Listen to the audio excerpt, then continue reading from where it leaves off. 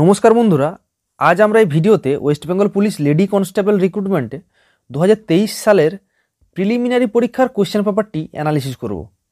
Math ও জিআইয়ের প্রশ্নগুলি বাদ দিয়ে বাকি সমস্ত প্রশ্ন এবং অপশান বা সেই অপশানগুলো থেকে আর কী কী প্রশ্ন বেরিয়ে আসতে পারে তাও আমরা খুঁটিয়ে দেখব।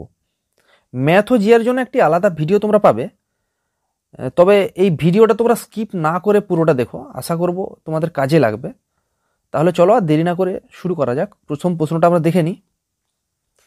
প্রত্যেক ক্রিয়ার সমান ও বিপরীতমুখী প্রতিক্রিয়া থাকে, এটি স্যার আইজাক নিউটনের কোন গতিসূত্র? চারটা অপশান দেওয়া আছে, প্রথম, দ্বিতীয়, তৃতীয় ও চতুর্থ। সঠিক উত্তরটি হবে এটি নিউটনের তৃতীয় গতিসূত্র। তাহলে প্রথম, দ্বিতীয় ও তৃতীয় তিনটা গতিসূত্র আমরা একটু দেখে নিই। স্যার আইজাক নিউটনের চতুর্থ কোনো গতিসূত্র নেই, এখানে শুধুমাত্র একটা অপশান দেওয়া ছিল। প্রথম গতিসূত্র অনুযায়ী বাইরে থেকে প্রযুক্ত বল দ্বারা বস্তুর অবস্থার পরিবর্তনে বাধ্য না করলে স্থির বস্তু চিরকাল স্থির অবস্থানে থাকবে এবং সচল বস্তু চিরকাল সমবেগে সরলরেখায় চলতে থাকবে। আর এই সূত্র থেকে আমরা পদার্থের জাড্য ধর্ম বা জড়তা সম্পর্কে জানতে পারি। এছাড়াও এখান থেকে বলের সংজ্ঞাটাও জানা যায়। নিউটনের দ্বিতীয় গতিসূত্র, কোনো বস্তুর ভরবেগের পরিবর্তন হার বস্তুর উপর প্রযুক্ত বলের সমানুপাতিক এবং ওই বল যেদিকে ক্রিয়া করে ভরবেগের পরিবর্তনও সেদিকে হয়। আর এখান থেকে আমরা অ্যাকচুয়ালি বলের পরিমাপক সংজ্ঞা জানতে পারি। তৃতীয় গতিসূত্র যেটা প্রশ্নে ছিল, যে প্রত্যেক ক্রিয়ার সমান ও বিপরীত প্রতিক্রিয়া থাকে। এর পরের প্রশ্নটি ছিল, ভারতীয় সংবিধানের জনক কাকে বলা হয়? এখানে চারটা অপশান দেওয়া আছে, চারজন ব্যক্তির নাম দেওয়া আছে। Doctor B R. আম্বেদকর, পণ্ডিত জওহরলাল নেহরু, বাল গঙ্গাধর তিলক, সর্দার বল্লভভাই প্যাটেল। হ্যাঁ, সঠিক উত্তরটি হবে doctor B R. Ambedkar. Doctor B R. আম্বেদকরের নেতৃত্বেই 1947 সালের 29শে অগাস্ট ভারতীয় সংবিধান রচনার জন্য খসড়া কমিটিটি গঠিত হয়েছিল এবং তারা সেই খসড়াটা প্রস্তুত করেছিল এবং সেটা গণপরিষদে পেশও করেছিল, সেটা ওই 4ই নভেম্বর। জওহরলাল নেহরুর জন্মদিন যেটা কিনা 14ই নভেম্বর, সেটা ভারতবর্ষে জাতীয় শিশু দিবস হিসাবে পালিত হয়। আর উনি ভারতবর্ষের নির্জোট আন্দোলন বা জোট নিরপেক্ষ নীতি প্রবক্তা। বাল গঙ্গাধর তিলক লোকমান্য নামে পরিচিত, এটা আমরা সবাই জানি, এবং ওনার একটা উক্তি রয়েছে যে স্বরাজ আমার জন্মগত অধিকার আর আমি তা অর্জন করবই, এটাও মাঝে মাঝে দিয়ে দেয়। অপশানে ছিল সর্দার বল্লভভাই প্যাটেল। সর্দার বল্লভভাই প্যাটেলকে ভারতের লৌহ মানব বলা হয় এবং ভারতের বিসমার্কও বলা হয়। আর ওনার যে মূর্তি রয়েছে সেটা কিনা সর্দার সরোবর ড্যামে রয়েছে, যেটা কিনা কোথায় অবস্থিত না, গুজরাটে অবস্থিত। সেই বিসমার্ককেও বলা হয় লৌহ মানব। এর পরের প্রশ্নে আমরা চলে যাচ্ছি, কোষের সুইসাইড ব্যাগ কোন অঙ্গাণুকে বলা হয়? Centrosome, mitochondria, lysosome, ribosome. এই চারটা অপশান এখানে দেওয়া ছিল। উত্তরটা হবে লাইসোজোম। কোষের সুইসাইড ব্যাগ বলা হয়। তাহলে এখান থেকে একটা প্রশ্ন উঠে আসতেই পারে যে কোষের শক্তিঘর কোনটাকে বলা হয়? এটাকে হবে মাইটোকন্ড্রিয়াকে বলা হয় কোষের শক্তিঘর। পরের প্রশ্নটি হলো, নিচের কোন দিনটিতে সূর্য নিরক্ষরেখার উপর লম্বভাবে কিরণ দেয়? চারটা অপশান এখানে দেওয়া আছে, 21শে মার্চ, 21শে নভেম্বর, 21শে ডিসেম্বর, 21শে জুন। অবশ্যই সঠিক উত্তরটা হবে 21শে মার্চ। তাহলে 21শে মার্চ দিনটাকে আমরা কি বলি? সাধারণত মহাবিষুব বলা হয় 21শে মার্চ। আর জলবিষুব যে তারিখটিতে হয় সেটা হয় 22শে সেপ্টেম্বর। এবার আরও দুটো তারিখ এখান থেকে আসতেই পারে, উত্তরায়ণ ও দক্ষিণায়ন। এই ডেটগুলোও তোমরা জেনে রাখবে। উত্তরায়ণ হয় 21শে জুন আর দক্ষিণায়ন হয় কবে? 21শে ডিসেম্বর। এর পরের প্রশ্নটি হচ্ছে, কংগ্রেসের সুরাট অধিবেশনে যে নরমপন্থী ও চরমপন্থীদের মধ্যে বিভাজন হয় সেটি কোন সালে অনুষ্ঠিত হয়েছিল? ভারতীয় জাতীয় কংগ্রেসের কথা এখানে বলা হচ্ছে। 1905, 1907, 1908 না 1906? উত্তরটা হবে 1907 সালে হয়েছিল। কংগ্রেসের সুরাট অধিবেশন হয়েছিল, সুরাটে অধিবেশনটা হয়েছিল, জাতীয় কংগ্রেসের অধিবেশনটা। এবং সেখানে নরমপন্থী এবং চরমপন্থীরা দুভাগে বিভক্ত হয়ে পড়েছিল। তাহলে এখান থেকে এই জাতীয় কংগ্রেসের যে বিভিন্ন অধিবেশন আছে সেখান থেকে প্রশ্ন আসতে পারে বিভিন্ন রকমভাবে। তো আমরা একটু এক নজরে জাতীয় কংগ্রেসের প্রথম থেকে যে অধিবেশনগুলো হয়েছে সেগুলো একটু জেনে নিই। জাতীয় কংগ্রেসের প্রথম অধিবেশন, যেটা কিনা জাতীয় কংগ্রেস প্রতিষ্ঠা হয়েছিল 1885, ওটা হয়েছিল বোম্বেতে, এবং প্রথম সভাপতি ছিলেন জাতীয় কংগ্রেসের উমেশচন্দ্র বন্দ্যোপাধ্যায়। এরপরে যে গুরুত্বপূর্ণ অধিবেশন সেটা 1887, যেটা কিনা প্রথম মুসলিম সভাপতি হিসেবে বদরুদ্দিন তায়েবজি সভাপতিত্ব করেছিলেন। এর পরের বছর 1888-তে এলাহাবাদে প্রথম ইংরেজ সভাপতি হয়েছিলেন জর্জ ইউল। আর 1896-তে কলকাতায় জাতীয় কংগ্রেসের যে অধিবেশন হয়েছিল সেখানে রবীন্দ্রনাথ ঠাকুর প্রথম বন্দে মাতরম গানটা গিয়েছিলেন প্রথমবার। এরপরে 1901 সালে কলকাতাতে গান্ধীজির অ্যাকচুয়ালি জাতীয় কংগ্রেসের সাথে মিট আপ হয়, প্রথম তিনি জাতীয় কংগ্রেসের কোনো সর্বভারতীয় মঞ্চে আসেন। আর 1907-এ সুরাটের যে অধিবেশন হয়েছিল সেখানে সভাপতি ছিলেন রাসবিহারী ঘোষ, যে অধিবেশনে এই চরমপন্থী ও নরমপন্থীরা দুভাগে ভাগ হয়ে পড়েছিল, সেই অধিবেশনটার কথা বলছি। এরপরে 1911-তে জনগণ মন, এটা প্রথমবার গাওয়া হয়েছিল কলকাতা অধিবেশনে। 1917 সালে জাতীয় কংগ্রেসের প্রথম মহিলা সভাপতি হিসেবে অ্যানি বেসান্ত নির্বাচিত হয়েছিলেন। আর 1922 সালে চিত্তরঞ্জন দাস এই কংগ্রেস ছেড়ে তিনি স্বরাজ পার্টি গঠন করেন। 1924 সালে বেলগাঁও অধিবেশনে মহাত্মা গান্ধীজি প্রথমবারের জন্য কংগ্রেসের সভাপতি হন, এবং ওটাই ওনার ছিল শেষবার।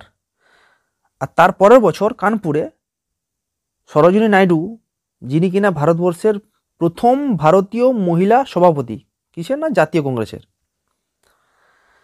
এরপর 1929 সালেই প্রথম কি হয় না, পূর্ণ স্বরাজের দাবি পাস হয়, যেটা লাহোরে হয়েছিল সরজু নদীর তীরে।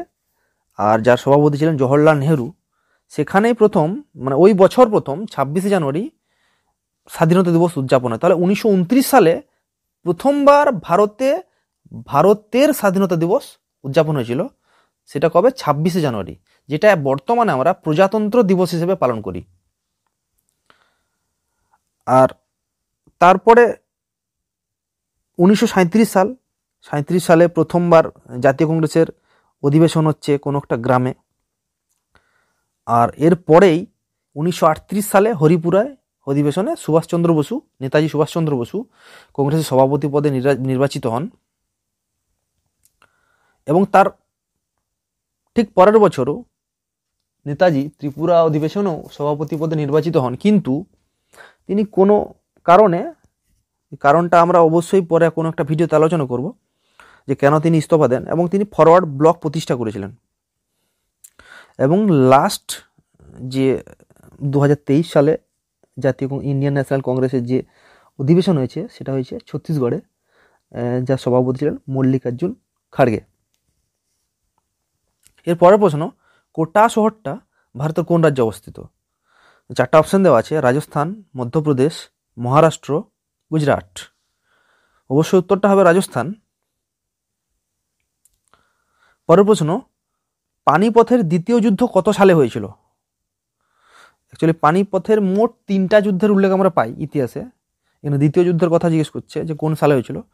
1526, 1564, 1761 না 1556? এখানে সঠিক উত্তরটা নিশ্চয়ই তোমরা বুঝতে পারছো যে দ্বিতীয় যুদ্ধটা কত সালে হয়েছিল, 1556। এবং সেই দ্বিতীয় যুদ্ধটা কার কার মধ্যে হয়েছিল? আকবর আর হিমুর মধ্যে।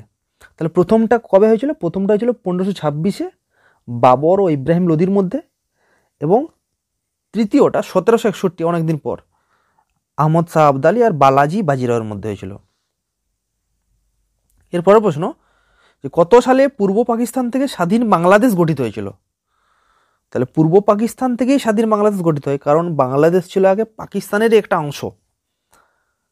সাল যে চারটা অপশানে দেওয়া আছে 1947, 1971, 1990 না 1962, উত্তরটা হবে কত সালে? 1971 সালে। আর এই বাংলাদেশ যখন স্বাধীনতা লাভ করে তখন ভারতের যিনি প্রধানমন্ত্রী ছিলেন শ্রীমতী ইন্দিরা গান্ধী ছিলেন, পাকিস্তানের ছিলেন ফিরোজ খান। আর বাংলাদেশের যে পূর্ব পাকিস্তান নামটা আগে দেওয়া ছিল, এটা পাকিস্তানের দেওয়া, পূর্ব পাকিস্তান, পশ্চিম পাকিস্তান। এরপরে একটা স্পোর্টস থেকে একটা কোশ্চেন এসছে, এটা কারেন্ট অ্যাফেয়ার্সের মধ্যেও পড়ে, যে বিশ্বকাপ জয়ী আর্জেন্টিনা দলের যিনি গোলকিপার ছিলেন তার নাম কি? Manuel Neuer, Emiliano Martinez, Hugo Lloris, Petr Cech. উত্তরটা অবশ্যই হবে এমিলিয়ানো মার্টিনেজ। তাহলে এই হুগো লরিস কে ছিলেন? এ ছিলেন ফ্রান্সের গোলকিপার হুগো লরিস। এরপরে যে এখান থেকে আরও কিছু প্রশ্ন আসতে পারে, যেমন এমবাপ্পে নিয়ে যদি প্রশ্ন আসে যে এবারে গোল্ডেন বুটটা পেয়েছেন কে? কেলিয়ান এমবাপ্পে, সবচেয়ে বেশি গোল করেছেন এবারে। লিওনেল মেসি কি না, এইটা নিয়ে দুবার গোল্ডেন বল পেলেন, একমাত্র ফুটবলার যিনি বিশ্বকাপে 2 টাইমস গোল্ডেন বল পেয়েছেন। আর এই যে ফিফা ওয়ার্ল্ড কাপ 2022, এটা ছিল 22nd ওয়ার্ল্ড কাপ টুর্নামেন্ট ছিল, এটা হয়েছিল কাতারে। এবার 2026 সালে যে ফিফা ওয়ার্ল্ড কাপ হবে সেটা হবে কোথায়? 3টা দেশে হবে, কানাডা, মেক্সিকো আর ইউএসএ, এই 3টা দেশে হবে। এর পরের প্রশ্ন, শ্বাসমূল নিচের কোন উদ্ভিদে দেখা যায় না? দেখা যায় নয়, দেখা যায় না। এখানে 4টা অপশান দেওয়া আছে, একটা এলিমিনেট করতে হবে। সুন্দরী, গেওয়া, কচুরিপানা না গরান? সঠিক উত্তরটা হবে কচুরিপানা।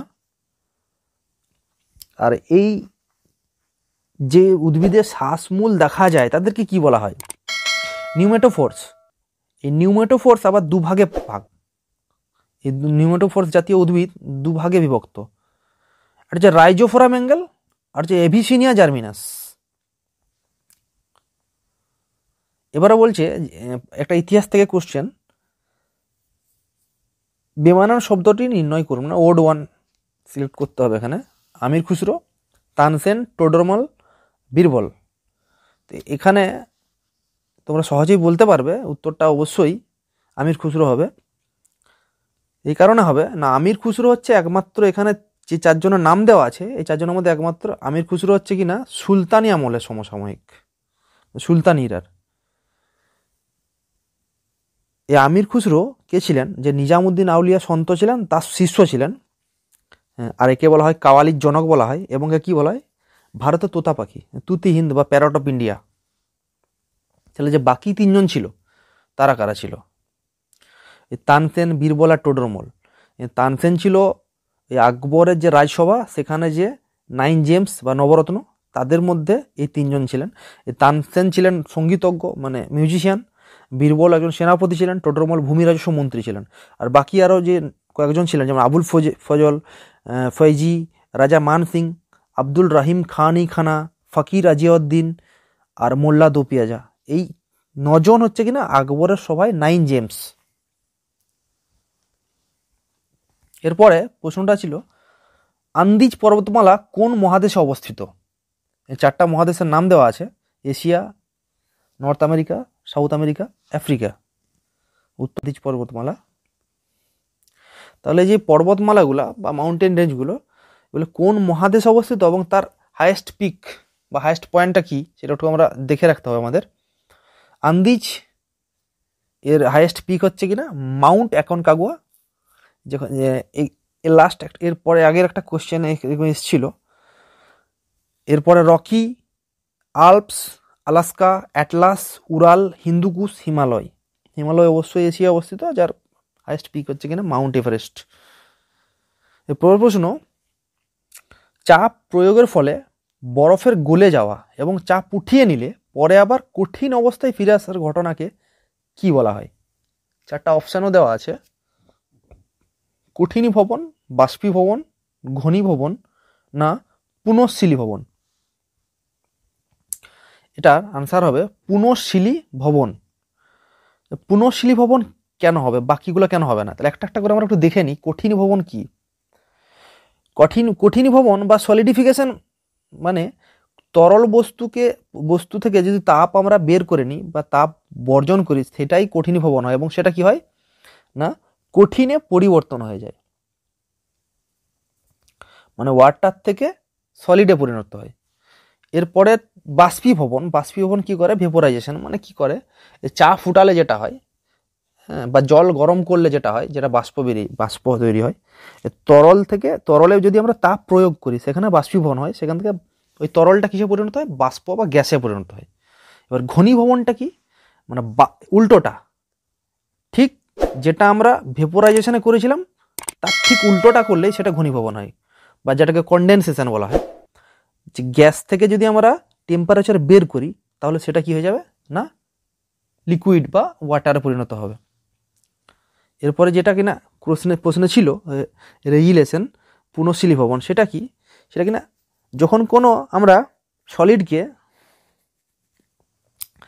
চাপ বাড়াচ্ছি বা গলনাঙ্ক হ্রাস করছি তখন কি সেটা তরলে পরিণত হচ্ছে। আবার পুনরায় যদি আমরা আবার কি করি, উল্টোটা করি, তারপরে গলনাঙ্কটা বাড়াবো এবং চাপটা কি হবে, কমছে, চাপ কমিয়ে গলনাঙ্ক বাড়ানো, তাহলে সেটা কি হবে, আবার সলিডে পরিণত হবে, সেটাকে পুনঃশীলীভবন বলা হয়।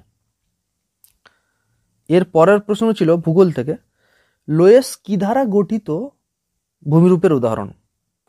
নদী, হিমবাহ, সমুদ্র না বায়ু? হ্যাঁ, লোয়েস অবশ্যই বায়ু দ্বারা গঠিত ভূমিরূপের উদাহরণ। তাহলে নদী দ্বারা বা হিমবাহ দ্বারা এই ভূমিরূপগুলো কীরকম হয় একটু দেখে নাও। নদী দ্বারা সৃষ্ট যে ভূমিরূপগুলো সেগুলো কী কী হতে পারে, ভি আকৃতির উপত্যকা, গিরিখাত, ক্যানিয়ন, দ্বীপ, বদ্বীপ, পলল সমভূমি, প্লাবন সমভূমি, অশ্বক্ষুরাকৃতি হ্রদ, বালুচর হ্রদ, এগুলো।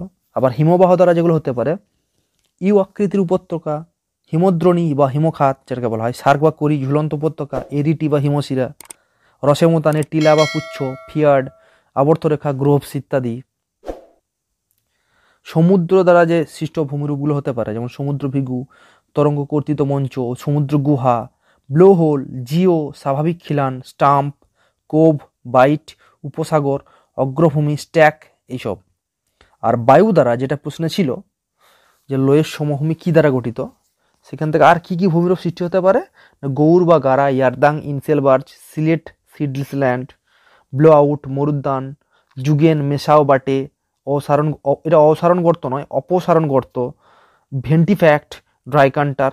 ভিডিওটি যাতে খুব বেশি বড় না হয় এই জন্য কয়েকটি পার্টে ভাগ করা আছে। Please subscribe and press bell icon to be notified about the next part. Keep watching. Thank you.